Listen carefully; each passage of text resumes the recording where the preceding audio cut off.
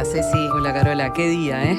Sí, sí, tuvimos un recalculando en esta columna porque claramente no podemos dejar de hablar de lo que es la partida del Indio Solari, ¿no?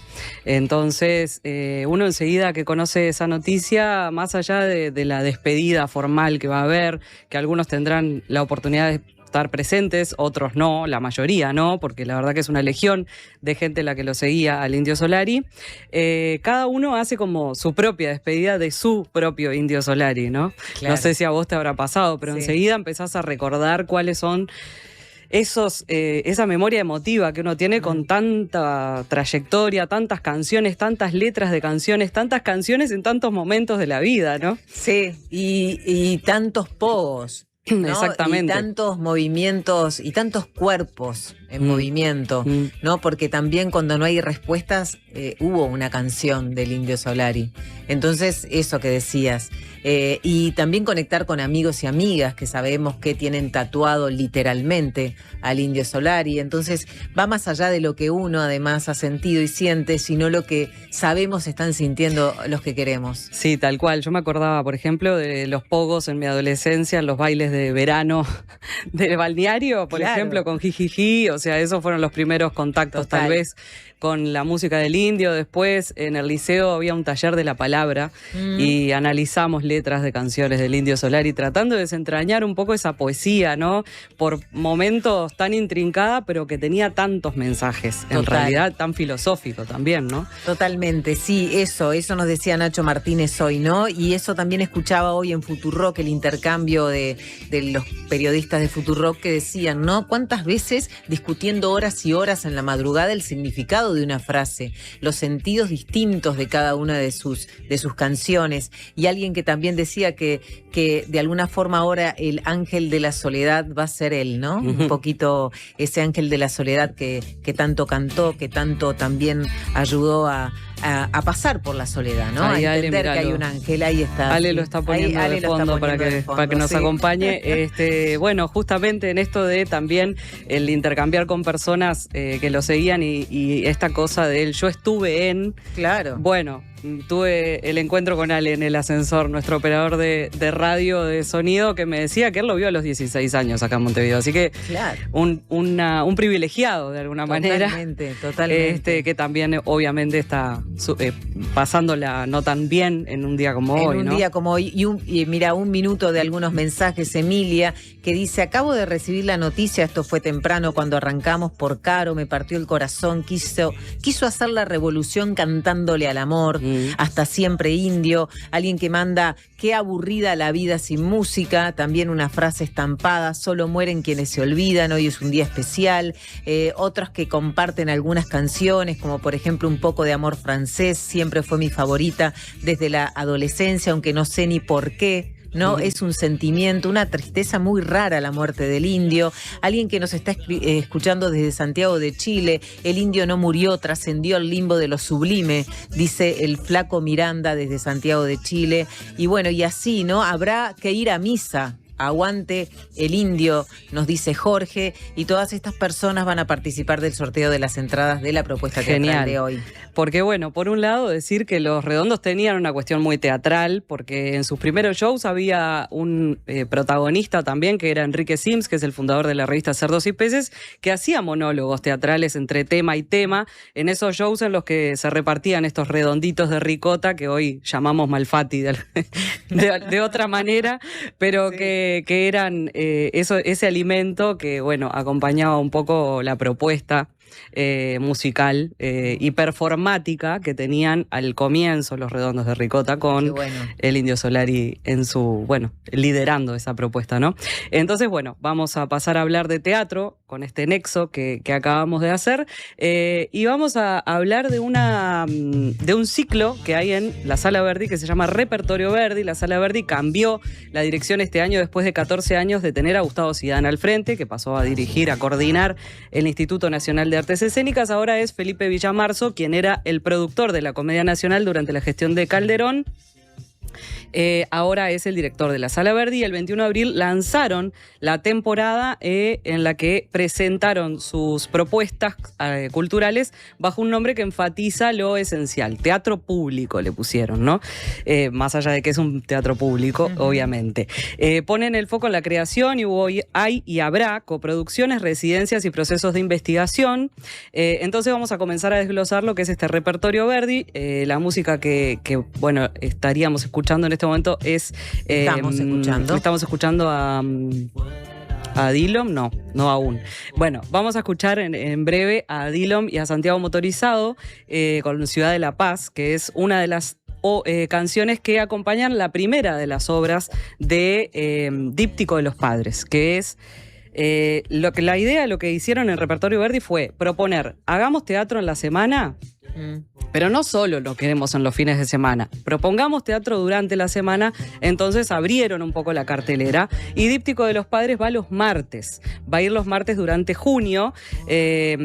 Entonces esta obra dirigida por Gustavo Kreiman es un reestreno porque nació en esa sala, en la Sala Verdi, durante 2025. Es una obra o dos que componen una, porque en realidad una es para él o con el padre y se llama Yaurné, que en árabe significa literalmente tú me entierras, y se refiere al deseo de morir antes que otro para no tener que sufrir su ausencia, justo en un día como hoy, hablar de eso. Luego hay un intervalo en el que puedes tomar un vinito y charlar un poco, y viene una segunda parte que es para la o con la madre, que se llama Animus, y que es un concepto que puede tener que ver con lo que para Jung representa el componente masculino de la personalidad de la mujer, o en derecho la voluntad de un acto, ¿no? La premeditación, digamos, de algo. Y ahí en el medio de todo esto está el propio Gustavo, que escribió, dirigió y se actúa a sí mismo. Vamos a escuchar a Gustavo Kreiman. Es bastante biográfica, o sea, no hay algo inventado ni cuentos. Lo que sí está es muy poetizado, digamos, como que hay algo de eso biográfico que está puesto desde la poesía, es lo más dramático que he escrito, digamos, así como se despliega. Y en realidad el deseo surgió un poco misteriosamente, no fue muy premeditado. O sea, había escrito algo para mi padre que era como más cortito. Me pasó que cuando compartía eso a la gente le gustaba mucho y me decía hacelo ahora, pero quedó un tiempo encajonado. Después escribí la de mi madre porque me dieron ganas como para compensar, y la de mi madre quedó más larga. Entonces como que después volví a la de mi padre y las empaté, y ahí sí las empecé a ver como un díptico, es decir, como eso, tomando de las artes plásticas esa idea de los dos cuadros que se cuelgan juntos y componen sentido entre sí. Y bueno, un poco sí la necesidad de la escritura fue desarrollar herramientas de duelo, como que ante la idea de que de repente se van a morir, como puedo estar preparado para despedirlos. Pero metiéndote en ese tema ya empezás como a preguntarte en distintas formas del amor, en distintas preguntas en relación a mí y a cosas que me han pasado. La obra empieza a meterse en temas de salud mental, aborda la psicosis, la depresión, que son temas que, digamos, problemas que yo tuve y que me pasaron, y que creo que al poder verlos desde una perspectiva familiar te permite aproximarte a comprenderlos como un hecho social y no solo como un hecho subjetivo, y eso también resignifica lo que se puede mirar o intentar sentir sobre los vínculos. No siento que sea suficientemente mía. Quiero saber qué estás haciendo todo el día. Voy a seguir. Estamos escuchando otra canción que forma parte de Díptico de los Padres, de las sesiones Portal Session de Dillom y Santiago Motorizado, en este caso de Cirugía, que es una canción de Dillom, pero que está versionada por ellos. En este caso les voy a compartir un poquito a la cámara el programa de lo que es la obra, porque es como una obra aparte, tiene varios dobleces en los cuales se van como develando más información y termina siendo un afiche. En realidad. Bueno. Claro. Está. A ver si está bien. Sí. Ahí está. La verdad que es preciosa lo que lograron con el programa de mano, que cada vez es una costumbre que se va perdiendo en realidad en el teatro, pero que bueno, que ellos le dieron un valor aparte. Gustavo es cordobés, hace 7 años que vive en Uruguay. En esta obra, que resulta muy psicoanalítica y honesta de su parte, desarrolla escénicamente estas estrategias ante la posible partida de sus padres, precisamente por eso, porque físicamente está lejos de ellos, ¿no? Que siguen viviendo en Córdoba. Sus padres vinieron en la primera temporada a ver la obra y figuran como colaboradores autorales porque hay un poema y una carta que escribieron realmente ellos. Además, en una de las primeras instancias durante el proceso creativo de Díptico, los padres reales, el padre y la madre de Gustavo, vinieron a Montevideo y conocieron a padre y madre ficcionales que son Fernando Toja y Carla Moscatelli. Hicieron un asado el verano pasado y fue parte de lo que después también se fue gestando, ¿no? En esto de representar a personas que podían conocer, ¿no? Yo leí el texto preparando la columna nuevamente y revisité en la memoria muchos momentos de la obra que la vi el año pasado y que me parece profundamente conmovedora y a la que además de verla se puede acceder leyéndola porque la editorial Forma la publicó recientemente. Bueno. Esta obra entonces, como les decía al principio, va los martes de junio a las 20 horas. Las entradas salen 650 pesos y hay 2 por 1 de la diaria. Perfecto. Ahora vamos a la otra. Terrorismo emocional. Bien, ahora también estamos escuchando a One, que es una canción que forma parte de la obra. Esta obra va los jueves, nos vamos más adelante en la semana, pero nos vamos más atrás en el tiempo, porque este también es un reestreno, pero de una obra que se estrenó en 2018, que en ese momento yo te decía el otro día cuando estaba preparando la columna, que para mí la vimos juntas en la Alianza. La vimos juntas, pero no sé si en la Alianza, puede haber sido en el Solís. En el Solís estuvo también en la sala grande, sí, en la sala principal. A mí me parece que yo fui al Solís. Entonces capaz grande. Que no la vimos juntas, pero sí la hablamos porque en realidad allí fue donde de alguna manera Josefina Trías, esta actriz, tuvo realmente un impacto muy grande, ¿no? Porque el papel de ella fue algo imponente. Sí, es un unipersonal, entonces, bueno, si bien tiene música en vivo y está a cargo de un pianista que la acompaña en escena, es ella sola. Imagínate un monólogo en el Solís, en la sala grande, debe ser imponente, ¿no? Imponente. Bueno, Josefina está dirigida por Bruno Contenti, en esta obra que también escribió, es la autora y es la intérprete, le da vida a Clara, quien acaba de separarse de su primera e idílica relación después de 7 años y una convivencia, y tras eso vuelve a la casa de sus padres con todo lo que esto significa, ¿no? Aquí también les voy a mostrar el programa, porque este programa tiene un guiño, de alguna forma, que lo vamos a desglosar un poquito, porque tiene una imagen acá en la cual Josefina posa como si fuera un insecto en una telaraña. Claro, ella tiene atado un tobillo, ¿no? Y tiene el tobillo atado con un hilo rojo. Exacto. Traje este programa porque en eso que les describía, ella va describiendo, la obra narra, por un lado, el devenir de una relación de pareja y también todas las etapas de un duelo con sus correspondientes emociones asociadas, a la par de las estaciones de un año. Va pasando como el año y lo vamos viendo en la forma en que ella se viste y demás.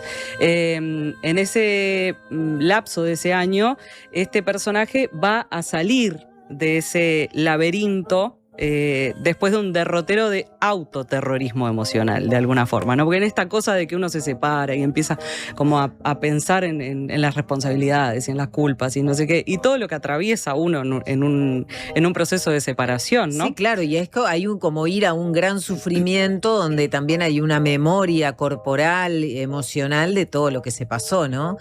Y ese es como el terrorismo también, es como que hay un terrorismo propio, uno se genera ese dolor, ¿no? Como ese sufrimiento. Pero volviendo a la imagen del programa, la imagen evocan de alguna manera imagen e historia al mito griego de Ariadna y su telaraña del hilo rojo que ata el pie de su amado Teseo, que se anima a entrar al laberinto donde está el Minotauro que había escondido el rey Minos, y entra para matar a ese monstruo, claro, ¿no? Y bueno, eso es lo que hace con esta obra Josefina, para mí. La escribe yendo a lo profundo del laberinto laberinto de sus emociones, a donde entra para matar a ese monstruo y salir nuevamente a la vida, de alguna forma, ¿no? Y aquí resaltar el valor de la escritura como algo sanador. Comparto además un breve fragmento del texto que lo ejemplifica, porque dice: la primera gran pelea que tuve con él fue porque decidí dejar de discutir para ponerme a escribir que estaba discutiendo con él. Seguí discutiendo un rato más, pero el foco ya estaba en otro lado, ¿no? Claro. Otra cosa que quiero apuntar es que todo transcurre dentro de una habitación en la que está centralmente ubicada una cama, en la que hay un acolchado blanco. Esto me hizo acordar a una experiencia en la que Josefina también participó en el 2013, que consistió en una intervención urbana que se hizo en varias ciudades del mundo, que rotó por espacios públicos de Montevideo también, llamada Todo lo que está a mi lado, del argentino Fernando Rubio. Se disponían 8 camas con una actriz dentro, cubierta por un flamante acolchado blanco. Entonces, en esas camas entraba un espectador y en esa intimidad transcurría la obra de 10 minutos. Bueno, en ese momento pensé, estaría naciendo Clara, más o menos, Claro. este personaje, ¿no? Bueno, esta obra también está publicada desde el 2019 por Salvadora Editora y ganó el Premio Nacional de Letras en 2020. Va los jueves a las 20 horas y ayer fue la función 122. No se hacía en Montevideo desde 2023. Las entradas salen 700 pesos y hay 2 por 1 de la diaria. Vamos a la última obra. Dale, vamos a la Que última. es la más nueva porque es el estreno de Ay, La miseria nos hará felices o Pequeño Teatro del Mundo, que es la más reciente de Gabriel Calderón. Esta va los viernes, sábados y domingos. Estrenó el 9 de mayo. Es la última pieza de las 5 que componen la Pentalogía Fantástica, que también fue recientemente editada bajo el nombre, se supone que, a ver cómo es bien exactamente para decirlo, supongamos que el mundo es, por Criatura Editora. Esta obra, de alguna manera, juega con un juego retórico entre la AI, de la inteligencia artificial, la abreviatura en inglés, Sí. y el AI, que es un lamento, y vamos a escuchar a Gabriel explicarnos un poco qué es lo que viene a significar el audio 2, por favor.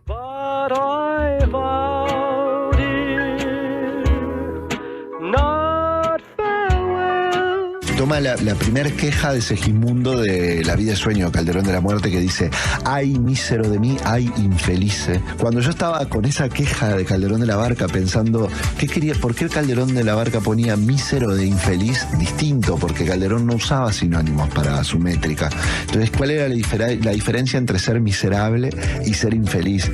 Y empecé a pensar, empecé a jugar con esta idea de que ese lugar, la miserabilidad, parte de que hay riqueza en otro lado y que uno es desplazado.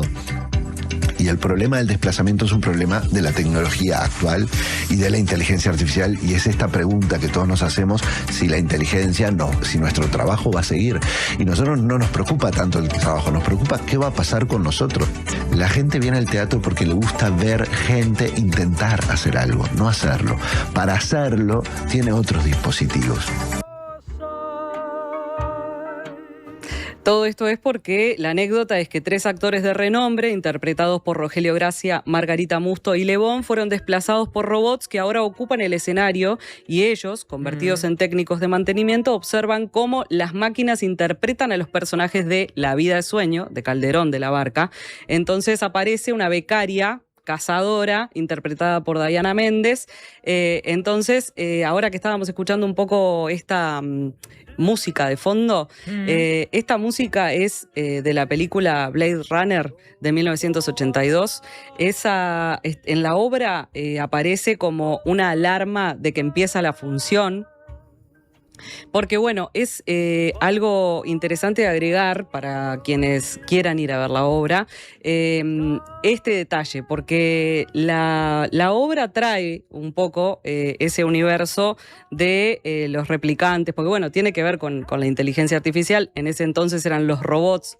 Claro, como las criaturas androides. Las también, criaturas ¿no? androides, porque Blade Runner versiona a su vez una novela de Philip K. Dick de 1968 que se llamaba Sueñan los androides con ovejas eléctricas. Esto es como para dejar algunas pistas para quien quiera complementar un poco y cerrar un poco diciendo que, en palabras del propio Calderón, porque Gabriel lo escribe en su programa. Esta obra, y en realidad toda la pentalogía, esta serie de obras con ovnis, máquinas del tiempo, dioses, vampiros y finalmente robots, intenta hacer una declaración de amor hacia las personas, los humanos, las ambiciones desmedidas y sus limitaciones naturales, una guerra entre realidad y ficción que siempre dan su lucha en el teatro. Yo creo que es una declaración de amor al teatro también, estrictamente, porque tiene muchísimo para quienes gustan de ver teatro o siguen el teatro, tiene un montón de referencias que son posibles seguir, y también tiene muchos guiños a sus otras obras de la pentalogía, que también quienes siguieron la serie de obras podrán reconocer o jugar a ese juego de reconocer cuáles son, ¿no? Y de hecho hay una de las obras que está en cartel hoy, ¿no? Pero interpretado por el elenco de La Gaviota. Exactamente. La primera, ¿no?, de las obras de la pentalogía, Us el Pueblo, está siendo interpretada por primera vez sin ser representada o dirigida bajo la dirección de Gabriel mismo, ¿no? Exacto. Y la está haciendo el Teatro de la Gaviota, los sábados y domingos. Bien, tenemos 3 ganadores de las entradas dobles. Cada uno de los ganadores va a una de las 3 obras. ¿Tá? Entonces lo resolvimos de esta manera porque tenemos este poder de resolución. No así el sorteo, que fue realmente un sorteo, pero el primer ganador es Jorge, que termina su celular en 815 y se lleva 2 entradas dobles para Díptico de los Padres. Díptico de los Padres. Eduardo, de Villa Española, termina en 934 el celular y se lleva 2 entradas para terrorismo emocional. Muy bien. Y Gabriela, 479 su terminación, se lleva entonces 2 para ahí. Para ahí. La miseria nos hará felices. Divino.